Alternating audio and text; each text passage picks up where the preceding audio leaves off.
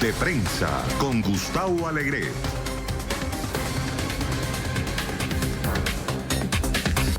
Estados Unidos busca crear fondo conjunto de $10.000 millones para restablecer el comercio en Venezuela. En Bolivia, Evo Morales deja claras sus intenciones de atornillarse en el poder y vuelve a cargar contra opositores. Y el partido de Pedro Sánchez se posiciona en encuestas como la primera fuerza política de cara a las elecciones generales en España.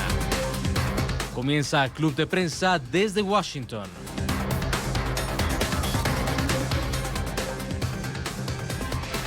Muy buenos días, los saluda Alexandra Colonna Mil en lugar de Gustavo Alegret. Esto es Club de Prensa a 2 cuadras de la Casa Blanca y hoy nos acompaña nuestro analista, el profesor Eric Langer de la Universidad de Georgetown. Bienvenido, buen día. Buenos días. También con nosotros está el periodista afiliado de Associated Press, Philip Crowther. Hola, buenos días. Buen día, bienvenido. Gracias. Y Antonio de la Cruz, analista político venezolano. Bienvenido, Antonio. Muy buenos días, gracias por la invitación.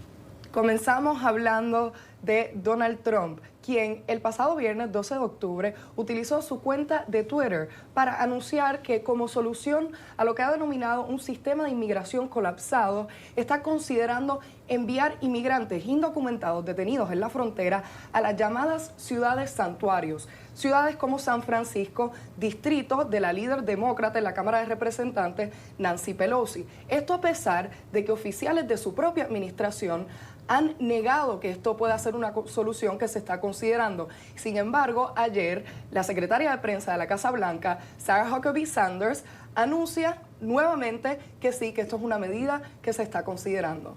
Hablemos primero de las llamadas ciudades santuario, ¿no? Porque esto es un tema un poco abarcador. ¿Qué quiere decir esto? ¿Hay más detalles más allá de los tweets y de lo que dice Sarah? Como siempre con Donald Trump, lo primero son los tweets, así que estamos interpretando lo que hay en los tweets, pero parece ser una política casi formalizada de la parte de la Casa Blanca, porque la Casa Blanca nos lo recuerda bastantes veces, que lo que dice Donald Trump en sus tweets es su política oficial, así que estamos esperando detalles en este momento. En teoría es posible mandar a inmigrantes ilegales, en este caso indocumentados, a otras ciudades, es posible, pero es muy caro. Lo que vemos en esta decisión de Donald Trump primero es el poder de Stephen Miller. Ya hablamos de él la semana pasada. Es un miembro del círculo íntimo de Donald Trump que tiene una visión bastante extrema, digamos, en cuanto a parar la inmigración ilegal también. Y lo que también vemos ahí es a lo mejor una motivación más para inmigrantes para venir a la frontera entre México y Estados Unidos, porque si existe la posibilidad de que Estados Unidos mande a estos inmigrantes a ciudades como Chicago, digamos, como San Francisco, a lo mejor es un motivo más para venir.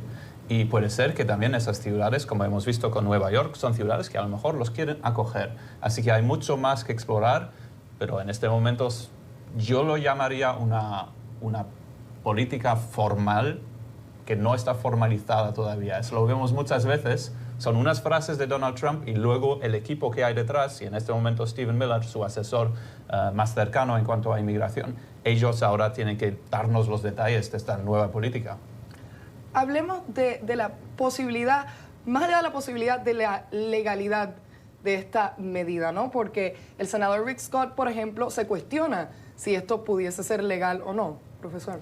Sí, es verdad que en realidad la legalidad en sí no importa, porque es un desafío que hizo Trump para que los políticos demócratas lo recojan, entonces tiene otra cosa que hablar que no tenga que ver con sus impuestos que ha pagado o no ha pagado, cosas así. Entonces siempre está lanzando anzuelos para que a ver qué es lo que recogen.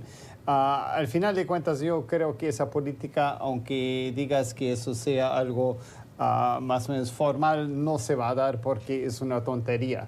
Lo que es un arma político más que todo que están metiendo allá, porque en realidad mandar a Ciudad Santuario no quiere decir nada. Es que igual van a ir donde van a ir, digamos que los dejan en San Francisco o en Seattle, algo así. Igual si tienen parientes, digamos, en Tennessee o en Florida, van a ir allá. Después, entonces, no tiene nada que ver. Es solamente una cosa que hace hablar de otra cosa que no sea de cosas incómodas que Trump no quiere que se hable, creo, ahora. Y usa en la inmigración en particular porque sabe que eso con su base puede usar muy bien y siempre los va alentando. Entonces, usa eso para así arremeterse contra los demócratas. De hecho, Sí. una de las críticas es que está utilizando a los inmigrantes como ficha en una pelea política. Sí, es una jugada política lentamente para contentar a sus bases y que a los demócratas en una situación incómoda. Básicamente Trump toma una decisión de ir atacando en ese sentido para evitar un poco sus propios defectos o que puede ser atacado él mismo. De hecho, también, sin no ir muy lejos, el viernes también atacó a la congresista Omar, ¿verdad? Que fue también resaltando esa parte, ¿verdad?, de la campaña de él ante el movimiento árabe, entonces islamista. Entonces vemos cómo él va ajustando su discurso en un momento en la que se puede presentar esta semana el informe Mueller en el Congreso. Entonces, él va acomodando de alguna manera la narrativa que le interesa que esté y que soporta a su base con mucho hincapié. Y él sigue pensando que esto le puede ayudar a ganar otra elección en el 2020. Lo creó en el 2018, yo creo que al final no lo logró porque hubo pérdidas importantes en estas elecciones de mitad de mandato en el Congreso americano. Yo creo que el equipo de Donald Trump y su círculo íntimo, otra vez, están bastante convencidos de que cuando se hable de inmigración, eso va muy bien para Donald Trump. Así que es una medida más de su parte. Otra vez, no necesariamente una medida 100% formalizada, pero una manera de que nosotros y todo el mundo hable otra vez de inmigración. Aquí hay un tema importante que, a pesar, sea o no, esto es una movida política por parte de la administración Trump, estamos hablando de un sistema migratorio que la misma administración ha calificado de colapsado, las mismas autoridades de inmigración también, ¿no? El New York Times ayer publicó un análisis titulado "El sistema migratorio de Estados Unidos está cerca del colapso. ¿Cómo se llega aquí?". Entonces, más allá de esto como una movida política, hay una realidad en el campo que es un sistema que no da abastos. ¿Cómo se llega aquí? ¿Cómo responde usted a esa pregunta? Bueno, está colapsado y no está colapsado. El asunto es que lo que han hecho es que más que todo hay pedidos de asilo. Y el problema son pedidos de asilo, más que todo son adultos con niños y así piden eso y porque tienen niños consigo, entonces no los pueden detener mucho tiempo, máximo 20 días, entonces pueden después ir, ya no hay dónde meterlos, entonces en ese sentido está colapsado, pero eso solamente tiene que ver con la política de la administración. Si dijeran, no, bueno, los de asilo, como el derecho internacional dice, los vamos a dejar libres dentro del país, no está colapsado. Lo que sí está pasando ahora, y eso sí es grave, es que hasta no solamente los seres humanos, que obviamente son lo más importante, pero el comercio también empieza a ser afectado, porque lo que ha hecho la administración Trump es sacar los agentes de los puestos donde van legalmente los camiones y todo eso, porque hay fábricas en un lado y otro, y hay un intercambio a cada rato, ¿no?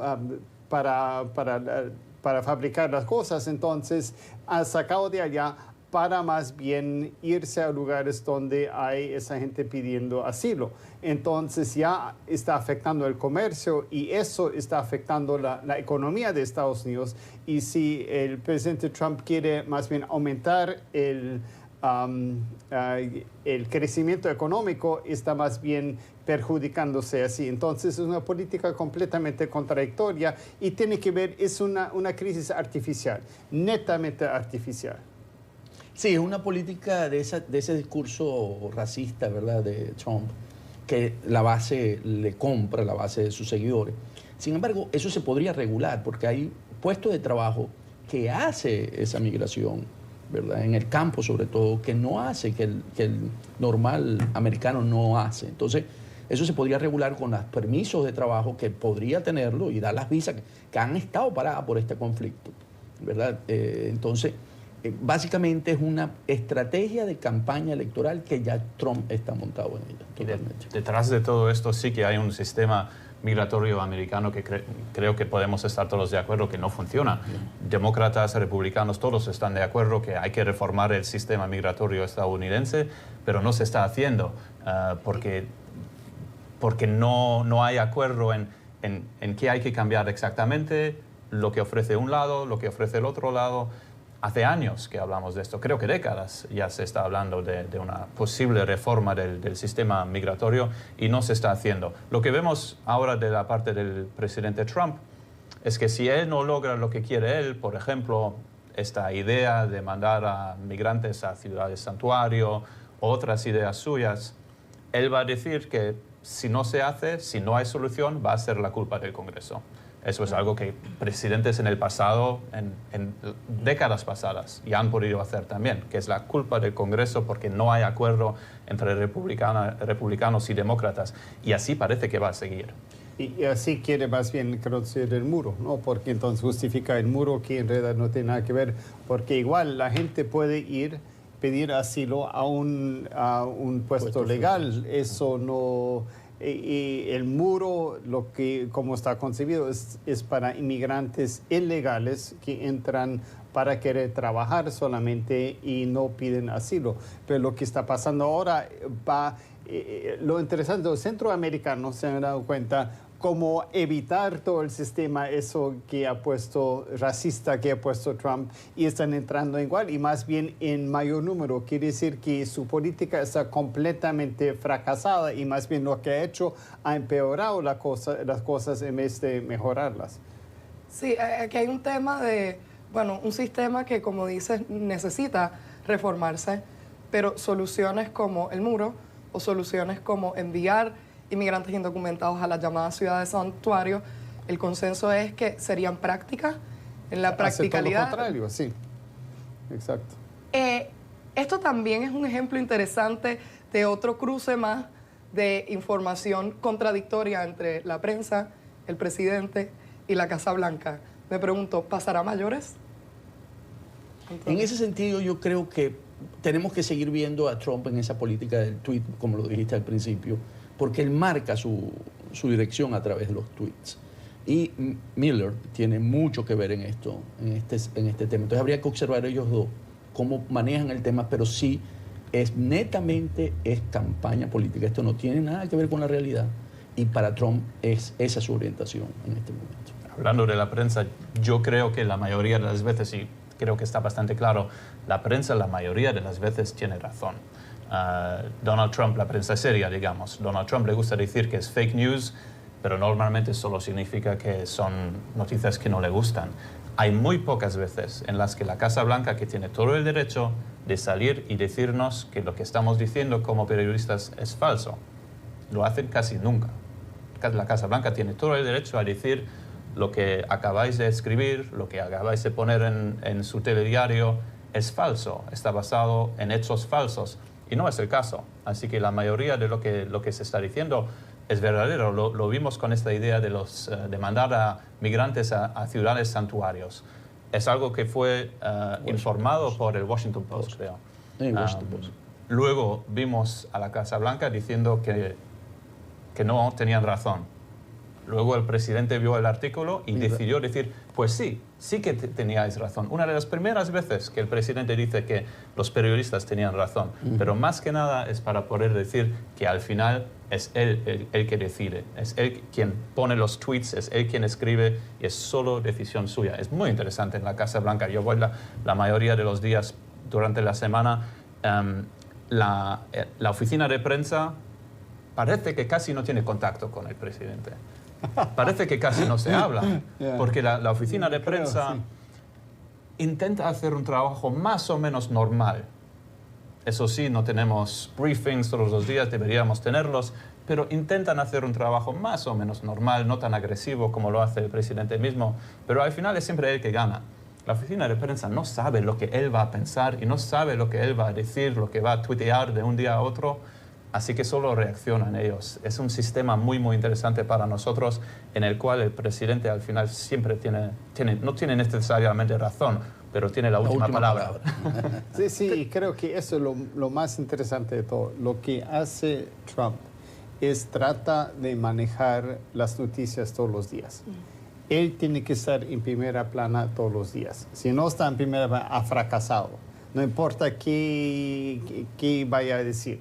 Y eso creo lo que estamos hablando tiene que ver más que todo con eso, no con ninguna política real ni nada de eso, pero sí está contradiciendo, como decía Philip hace un momento, que en realidad eso puede, y vos también, que va a traer más inmigrantes, más bien en vez de desalentarlos. Y, como se dice en inglés, come on, eso vamos. no es bueno para... Sí, no vamos, hace el trabajo difícil y sin duda estamos hablando de ello. Pero vamos a otro tema. Retomo un comentario.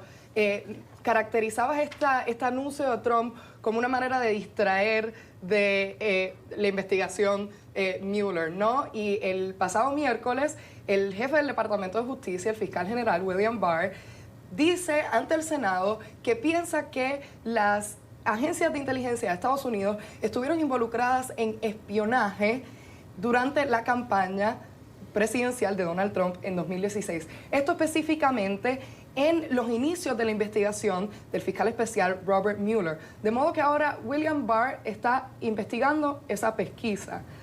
¿Qué quiere decir esto? ¿Es una movida de Barr de un poco ponerse del lado de Trump, quien ha dicho en repetidas ocasiones que su campaña había sido espiada ilegalmente? Sí, lo que asoma Bill Barr es que dice que Trump fue espiado, ¿no? Que viene y sostiene por el FBI, por agencias de inteligencia interna, cosa que es sumamente grave. Esa acusación realmente se le pasa la mano ahí a Barr, porque actúa más como el defensor de Trump que como el fiscal general. Él debería ser independiente, él no debería emitir una opinión sesgada como la hizo en ese momento.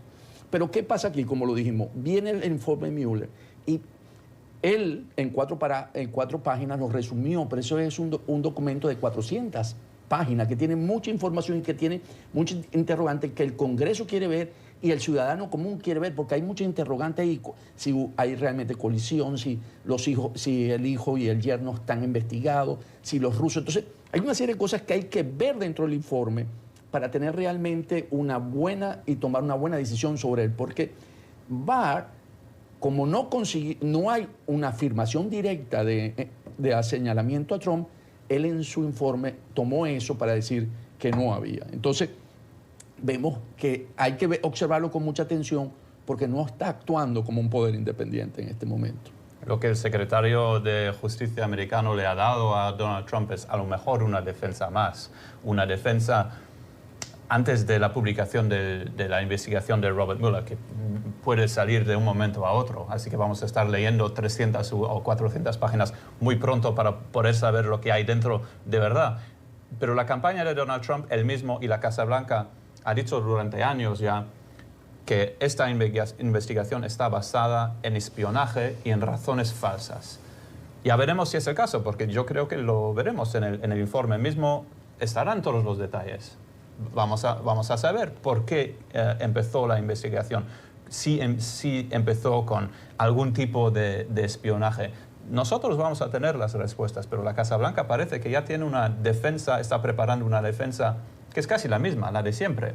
Antes de la publicación del informe mismo están diciendo lo mismo, que está basado en hechos falsos, en espionaje y en una investigación que nunca debería haber pasado. Yo creo que esa es la defensa que vamos a ver en la Casa Blanca los próximos días. Y creo que hay que destacar aquí que Antonio tiene toda la razón, que William Barr está siendo parte de ese debate como alguien que está del equipo de la Casa Blanca. Y eso es muy peligroso, porque el fiscal general supuestamente solamente va y solamente protege la Constitución. Entonces, si él se pone de un lado, porque hasta yo en realidad no creo mucho en el resumen que el hecho de 4 páginas, porque lo que ha dicho es que no se ha comprobado que haya colusión con los rusos. Es una forma de decir, yo creo, bueno, no sabemos, pero es muy probable que el informe de Mueller en realidad dice algo un poco diferente. Quiere decir que no pueden comprobar, que es otra cosa, quiere decir que no ha habido. Entonces, y como se dice, porque son todas formas legales que él utiliza, entonces eso creo que es lo que hay que destacar acá, que el fiscal general seleccionado hace muy poco por el presidente Trump, que pasó hace poquísimo tiempo la confirmación del Senado, está tomando parte de la Casa Blanca para proteger a su patrón en vez de proteger la Constitución. Y eso me parece sumamente peligroso. Y ya hace varias veces digo que yo veo la democracia en Estados Unidos en peligro y eso es una señal más de eso, lastimosamente. Está claro que estamos delante de una situación increíble en la que el presidente tenía un ministro de la Justicia o un secretario de la Justicia americano que se había alejado de la investigación, era Sessions. Luego, Donald Trump logra poner a otro ministro de la Justicia justo antes de la publicación del informe de Robert Mueller, un secretario de la Justicia que le gusta, que a lo mejor le va a defender un poco. Donald Trump realmente ha logrado lo que quería. Es bastante interesante lo que ha logrado hacer y yo estoy de acuerdo. William Barr puede que sea un buen ministro de la Justicia, pero también es una persona que puede que defienda a Donald Trump hasta el final. Con eso tenemos que hacer una breve pausa. No se vaya, ya volvemos.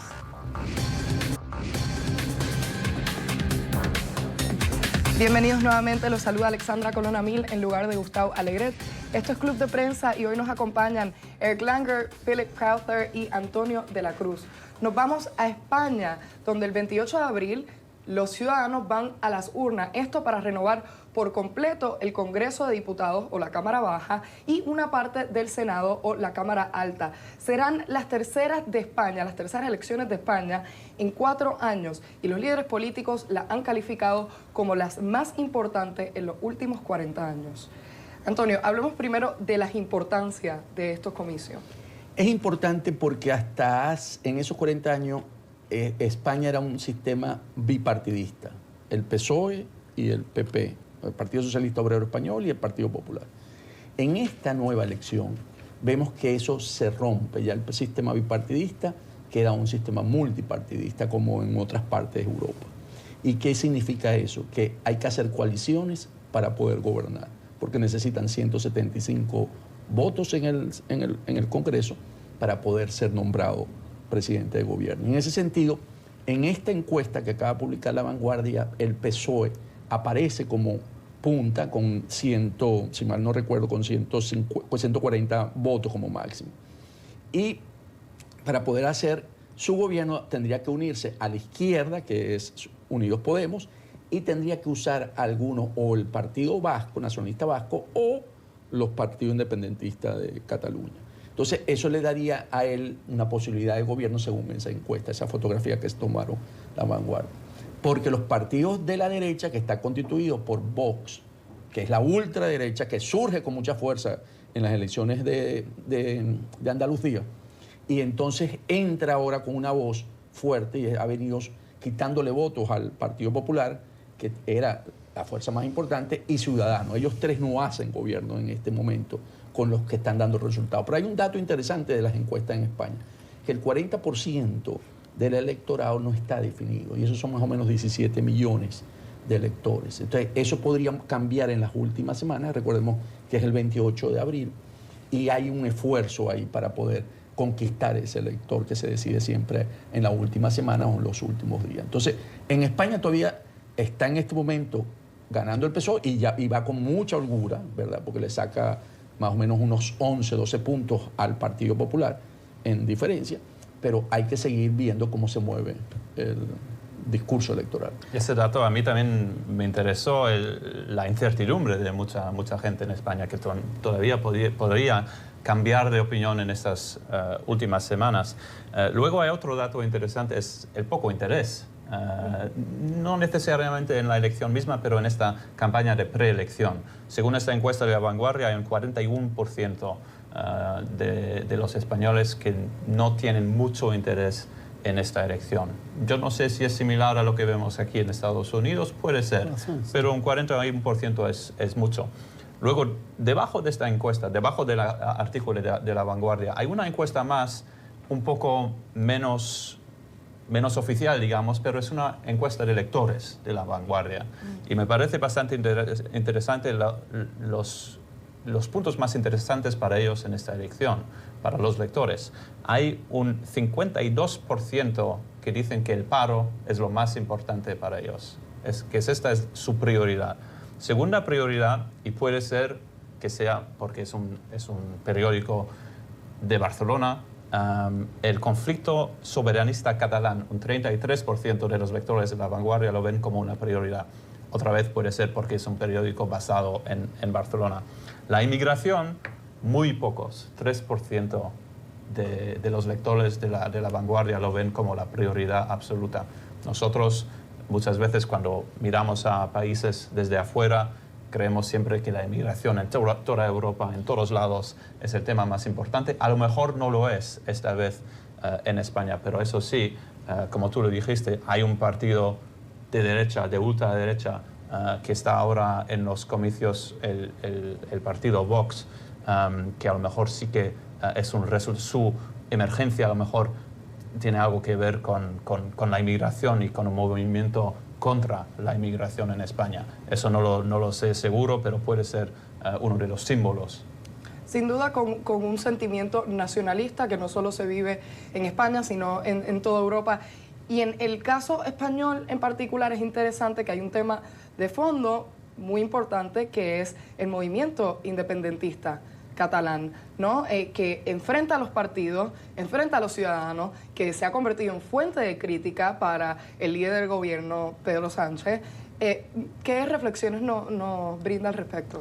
Bueno, en realidad lo que creo que se ve en España es que hay una bifurcación muy interesante de derecha y izquierda en España que son casi iguales, otra vez, que como hay en muchos países.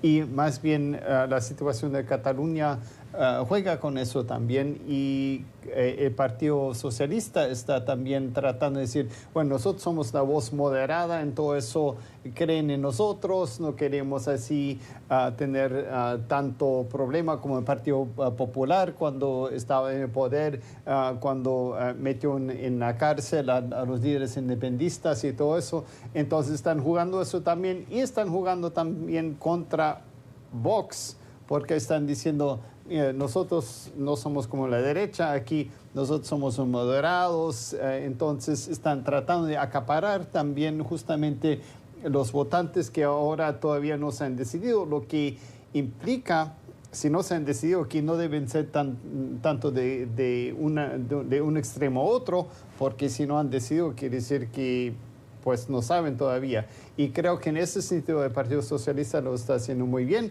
porque está cosechando justamente, está tratando de conseguir los votantes que todavía no se han decidido y parece que eso le está funcionando bastante bien. Y tiene que ver también con Cataluña porque creo que mi sentido es que muchos españoles están cansados de eso. Entonces quieren seguir adelante y esa es la forma de hacerlo.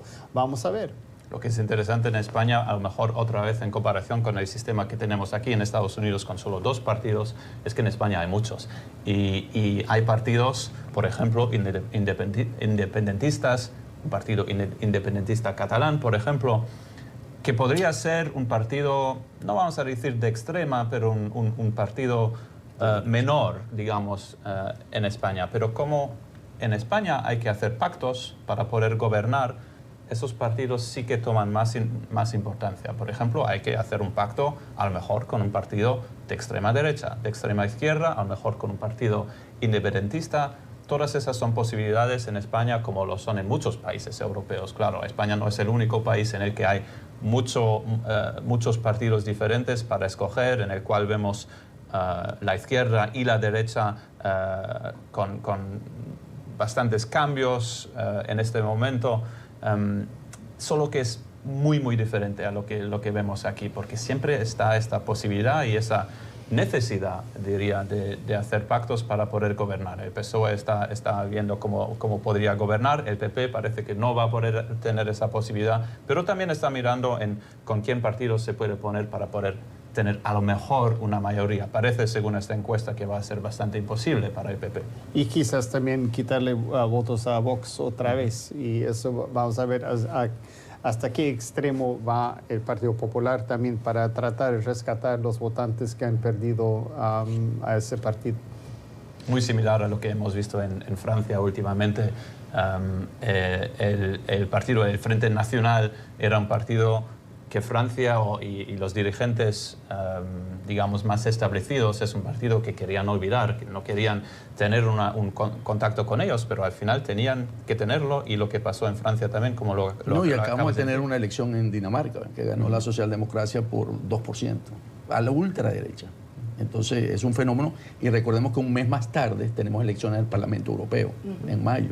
Entonces esto va a tener un efecto de cola, ¿verdad?, a ver dónde van a ir canalizar esos votos, porque esto es una elección local para elegir el liderazgo interno, pero también proyectada hacia la Unión Europea, que está muy importante por la discusión del Brexit, todo lo que tenemos en juego ahorita en la Unión Europea. Lo que seguramente hemos visto es los partidos de extremo derecha, más de extremo derecha que de extremo izquierda, van a ser un bloque. Son ahora un poco más mainstream, digamos, en muchos países europeos. Por ejemplo, el partido tradicional de derecha en Francia adoptó bastantes ideas de la parte del Frente Nacional y de Le Pen.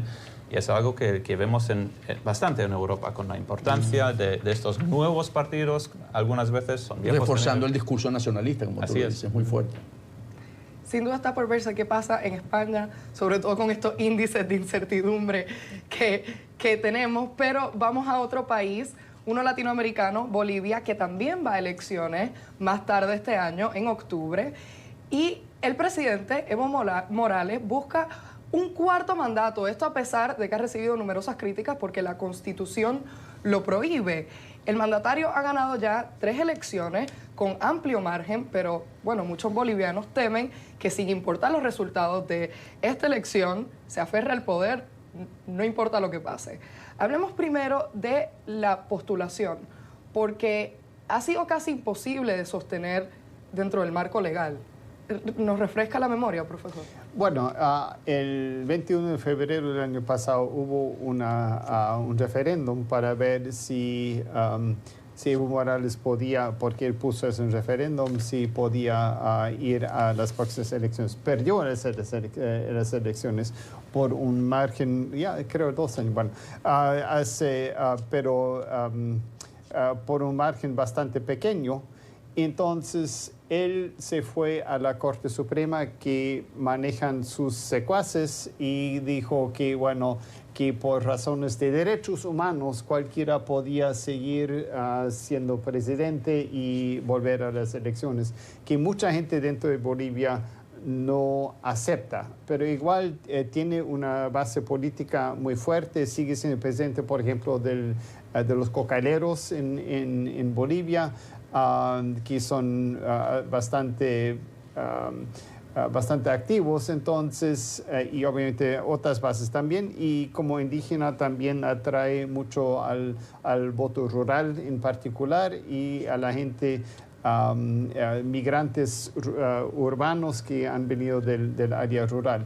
El problema es que ahora a Bolivia económicamente no le va tan bien, porque los precios de materia prima ha bajado, entonces está tratando de mantenerse, y obviamente el dinero de Venezuela ya no fluye, entonces ya no tiene las mismas posibilidades que antes. Entonces ahorita lo que está pasando es que Evo Morales en realidad está más o menos al mismo nivel que Carlos Mesa, que es un expresidente, también en las encuestas ahora, y hay muchos otros candidatos también en Bolivia, entre ellos, por ejemplo, bueno, hay varios.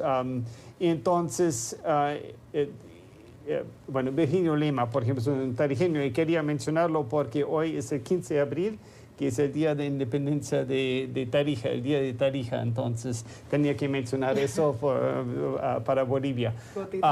Sí, sí, y entonces es una cuestión complicada y yo creo que Evo Morales no debería volver a postularse para ser presidente, porque si dejaría ahora todavía tendría un legado muy bueno. Si vuelve a hacerlo, entonces es como Nicaragua, es como Venezuela, entonces ya hay muchos problemas. Lo que ocurre aquí básicamente es que al ver la Corte haber aprobado eso y al asumir su liderazgo para repetir en la elección, es que 15 congresistas bolivianos vinieron a Estados Unidos a pedir la intervención tanto del presidente Trump como de la OEA, a interceder a que Evo Morales no rompa el hilo constitucional, porque no tienen eco en su país. En ese sentido, Evo Morales ha tomado eso como una traición a la patria. Si vemos un poco el modelo de Venezuela, cuando se declaró ilegítimo a Maduro, esto podría dar una causa en la comunidad internacional de que es una elección ilegítima porque viola la Constitución. Entonces, ahí los congresistas tienen un hilo conductor de poder elevar la voz, y lo que pasa es que aquí sí hay participación, está participando Mesa y no van como partido, porque en el caso venezolano dejaron solo a Maduro en esa elección. Si los grupos de oposición a Evo entienden que puede hacer una jugada de constitucionalidad, ¿verdad?, porque la está violando, podría tener razón, pero aquí básicamente vinieron y eso a Evo ha venido cuestionándolo y está diciendo que hay una traición a la patria al haberlo hecho. Cuando estos 15 miembros del Senado boliviano piden una intervención de Trump, ¿qué crees que puede significar eso?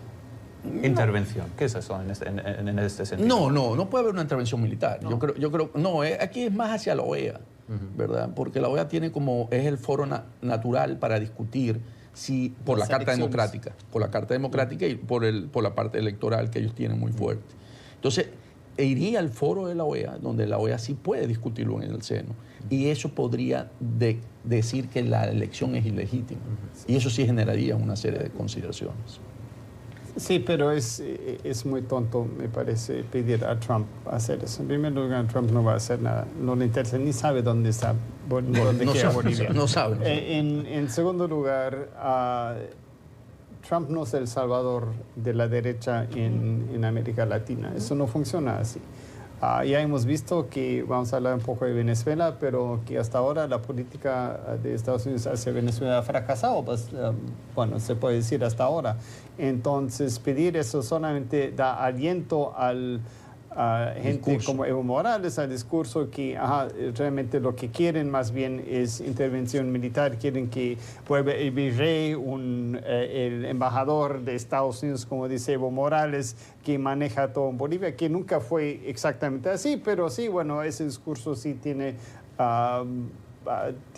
arraigo y con alguna razón. Entonces, esa jugada política que hicieron los senadores fue una jugada malísima, aún para la democracia en Bolivia, me parece. Y creo que Evo Morales lo vio él mismo, no sé exactamente lo que dijo, pero lo vio como un regalo suyo para la elección, sí. Y lo es. Con eso tenemos que hacer una breve pausa, pero no se vaya. Al regresar, Venezuela. Bienvenidos nuevamente, esto es Club de Prensa. Hoy nos acompañan el profesor de la Universidad de Georgetown, Eric Langer, el periodista de Associated Press, Philip Crowther, y Antonio de la Cruz, analista político.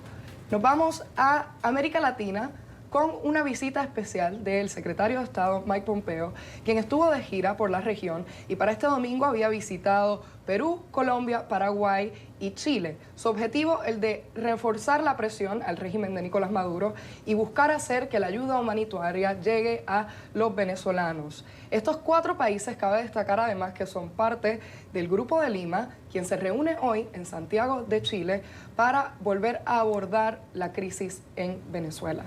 Antonio. Sí, recordemos que la última vez que se reunieron fue en Bogotá, después del 23 de febrero, cuando intentaron introducir la ayuda humanitaria. Y en eso básicamente acordaron no intervención, ¿ok?, en todos los países, y ver cómo seguir con la presión internacional sobre Maduro para el cese de la usurpación. Entonces, ¿qué vamos a tener de distinto en Santiago? Van a hablar de la crisis humanitaria, porque Venezuela la crisis sigue muy fuerte y sobre todo con el colapso eléctrico. Van a hablar de la situación económica, que hoy se habla de un 25% de contracción económica según el Fondo Monetario Internacional y una inflación de 10 millones %.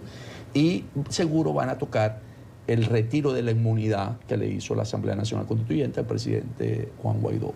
Entonces van a tener un tema político y va a salir seguro un comunicado donde van a comprometerse nuevamente a restituir la democracia en Venezuela y buscando presionar al a Maduro en términos de más sanciones económicas para el régimen.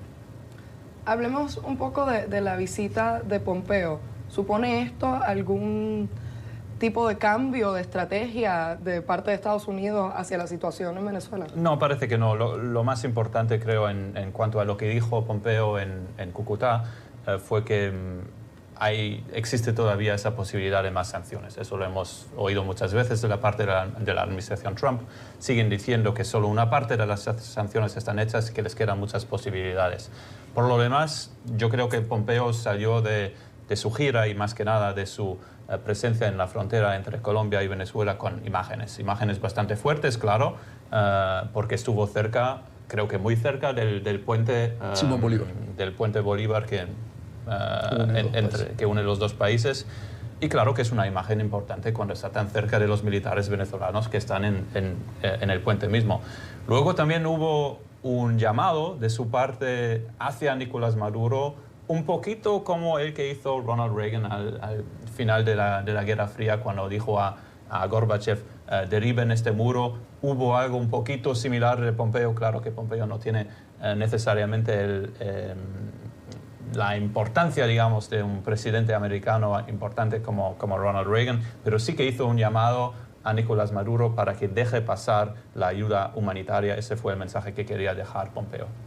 Y brevemente, profesor, de parte del Grupo de Lima, ¿algún cambio de estrategia que tiene que pasar ahora? Bueno, no se sabe. Creo que hasta ahora la política del Grupo de Lima no ha funcionado. La presión sigue y Maduro sigue teniendo el apoyo de los militares y aún las emociones enormes no pueden hacer caer a Maduro. Entonces, hasta ahora no ha funcionado. Es que yo creo que es una reunión de frustración más bien, porque todos están frustrados que no haya un cambio hasta ahora en el gobierno.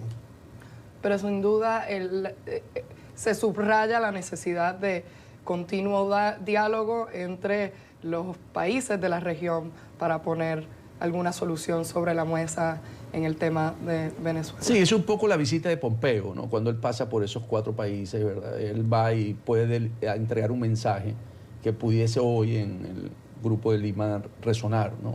Poder, porque fue muy específico, ¿no? 4 países claves: Chile, Paraguay, Perú y Colombia. Pero no fue a Brasil, que es muy interesante. Es el análisis de nuestros periodistas. No se vaya, vamos a una breve pausa, ya volvemos. Bienvenidos nuevamente, los saluda Alexandra Colonna Mil, esto es Club de Prensa y nos vamos a Nicaragua, que se encuentra sumida en una crisis y cuya economía está en caída libre. Esto tras una crisis que estalló el año pasado y que según algunas organizaciones de derechos humanos lleva ya hasta 568 muertos. Hablemos de esta crisis un poco. Es el segundo país más empobrecido de América después de Haití. ¿Qué está pasando? Sí. Bueno, en realidad hay un problema de la inversión extranjera que ya no va. Y más que todo creo que el problema es el turismo. Que lo que Nicaragua trató de hacer, especialmente en la costa del Pacífico, es fomentar el turismo que estaba en boga y más bien quitando a Costa Rica mucho del turismo, pero eso ya se va en caída porque la gente ya tiene miedo de ir con todas las noticias que tiene allá, y un país tan pequeño como eso que depende de una industria donde realmente la estabilidad económica o política es importante, porque hay que ir de Managua a los lugares allá en la costa, etcétera. Entonces es muy grave, y es por eso que más bien tiene problema, y obviamente el continuismo del presidente Ortega, que no quiere soltar el poder, y eso es la causa en realidad del problema político, que entonces ha causado los problemas económicos también. Fíjate, básicamente lo que vemos es una caída del Producto Interno Bruto este año, ¿verdad? En 5% se está hablando, pero después de 8 años vuelve a caer su Producto Bruto el año pasado en 3,8. Entonces quiere decir que el problema de gobernabilidad que tiene ha impactado a la economía como en todos los lugares. Entonces en ese sentido, Nicaragua se perfila realmente como un país que va a tener bastante problemas en el corto plazo si Ortega sigue manejando la situación de crisis política de la manera que lo ha manejado. Hay algunos datos Muy interesantes en el artículo de EFE que vimos en la pantalla. Según el Banco Central, en el 2018 la inversión extranjera de la que acabas de hablar bajó de un 63% y el turismo de un 41%. Así que esos son datos importantes. Sin duda una situación trágica. Esperemos que tomen las medidas para que vaya mejorando. Y hasta aquí llega Club de Prensa. Gracias por acompañarnos, profesor. Ustedes también. Gracias a ustedes por estar con nosotros. Hasta una próxima.